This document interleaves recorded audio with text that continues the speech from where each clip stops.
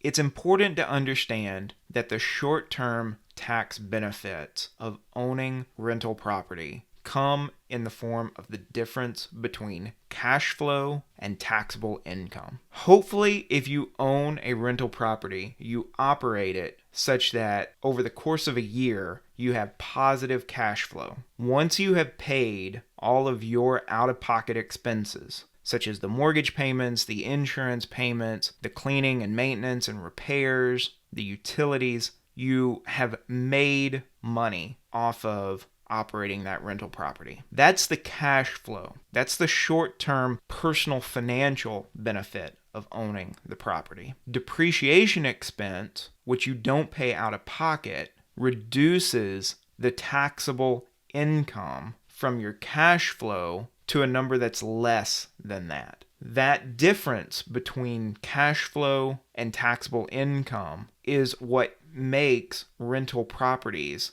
a popular, short-term, tax-advantaged investment. The only way that works, though, is if you operate the property in such a way that it makes a profit. If you invest in a property for the tax benefit, but you wind up losing cash on it, you've only cost yourself more money in the long run. Make sure that you're wisely investing in properties from which you can make positive cash flow. Take into account all of the operating expenses that will go into owning a rental property. Make sure that your leases that you sign with your renters are clear on who is responsible for what expenses. Work with an attorney to make sure that your leases are well written and legally sound so that you get the maximum protection while you enjoy the financial and tax benefits of owning a rental property.